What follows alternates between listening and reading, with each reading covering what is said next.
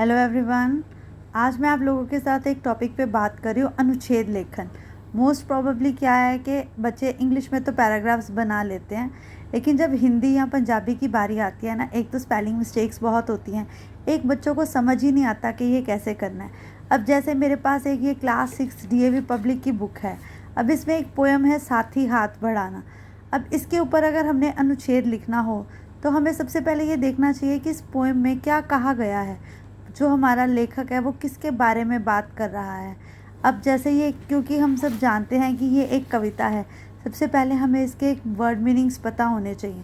उसके बाद हमने देखना है कि इसमें किस टॉपिक पे बात की गई है। अब जैसे इसमें सफलता के ऊपर बात की गई है। सफलता अपने आप नहीं आती, इसके लिए मेहनत की आवश्यकता होती है। केवल मेहनत भी साथ नहीं देती, इसके लिए एक दूसरे के साथ की भी आवश्यकता होती है।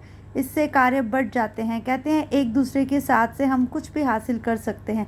इसका उदाहरण तो रामायण में भी लिखा गया।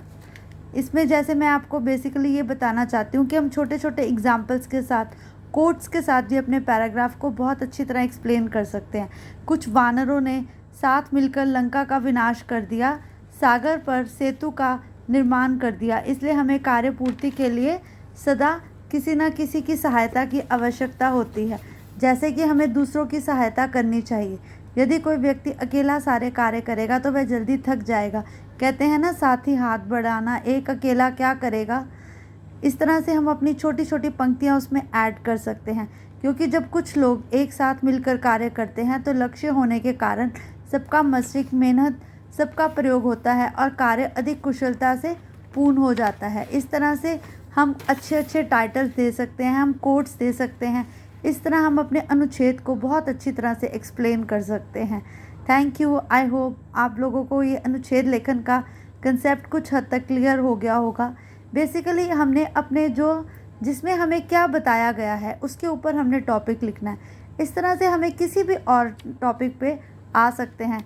ये छोटे छोटे टॉपिक्स मैं आप लोगों के साथ आगे चैप्टर्स के साथ डिस्कस करूँगी। जैसे अब मेरे पास जो बुक है ये डीएवी पब्लिक क्लास 6 की है। ऐसे और भी बहुत सारे स्कूल्स की डिफरेंट बुक हैं।